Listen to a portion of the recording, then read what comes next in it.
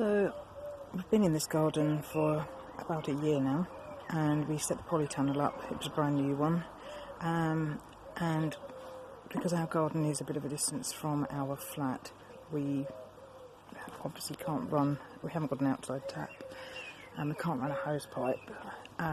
We want to get a water butt set up from the guttering of the communal shed flat, but until we could do that, I wanted to set something up on the polytunnel. So I bought this tarp, and we've used the tape that's used for repairing polytunnels to secure it at the top, and we've just used the mini bungee cord ties to hold it sort of from the bottom corners and halfway up to kind of make a spout, and put a bucket.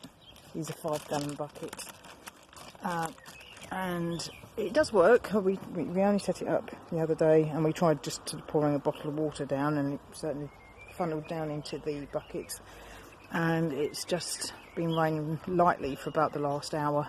It's starting to get a bit heavier, and it is working. Only a little bit of water in there at the moment, but any extra bit of water that we can get out here that we haven't got to carry from the flat really helps. So hopefully that will help us here in the garden.